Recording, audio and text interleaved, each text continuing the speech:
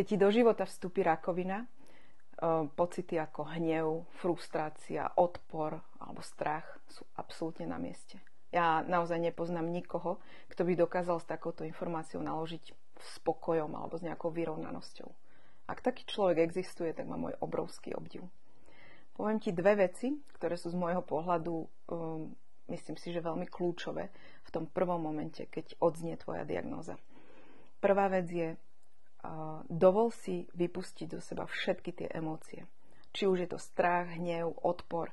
Jednoducho si dovol dať ich zo seba von. Nedus ich v sebe, pretože dlhodobo to aj tak neudržíš a oni počase vyplávajú na povrch. Preto je tak dôležité naozaj na začiatku ich dať von. Či už na to použiješ krik, plač, alebo sa pôjdeš niekde vyboxovať do nejakého vreca, alebo to dáš všetko na papier, ale jednoducho všetky tie emócie ťaživé z tej situácie skús vypluť zo seba a dať ich von. Druhou vecou je príjmi svoju chorobu. Viem, že toto ti môže pripadať ako niečo nemožné a ťažké, ale dovol mi vysvetliť, prečo je to veľmi dôležité.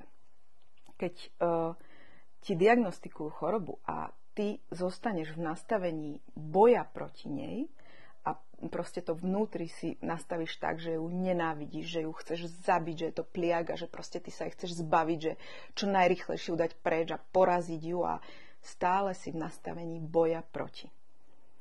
Jednoducho to je ako keby bolo lano a ty si na jednej strane lana a rakovina je na druhej.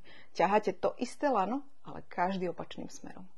Pre svoje uzdravenie ty potrebuješ, aby tvoje telo, aj tvoja myseľ, aby ste boli v nejakom pokojnom režime.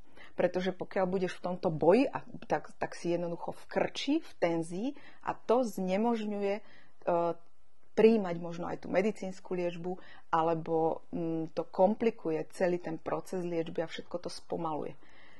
Preto si myslím, že vypustiť zo seba všetky tie emócie ti vytvorí priestor na uzdravovanie sa. A nastavenie mysle také, že nebojuješ proti tej chorobe, ale ideš robiť všetko preto, aby si sa uzdravoval, ale prijímaš ten fakt, že tá choroba na teraz tu je. A už ako to bude neskôr, keď urobíš tie kroky a začneš sa uzdravovať, ten fakt sa môže zmeniť a môžeš byť ako zdravý človek o pár mesiacov. Ale na teraz ju len jednoducho zaakceptuj, že áno, je tu a urobím všetko preto, aby som sa uzdravoval. Fakt si myslím, že tieto dve veci sú naozaj na začiatku kľúčové. Viac o tom, ako chorobu prijať, som popísala v jednej z kapitol mojej knihy pod názvom Kým dýcham, žijem. A ak si momentálne v tejto situácii, skúsi možno prečítať tú kapitolu a verím, že tam nájdeš naozaj nejaké tipy, ktoré by ti mohli v tvojej situácii pomôcť.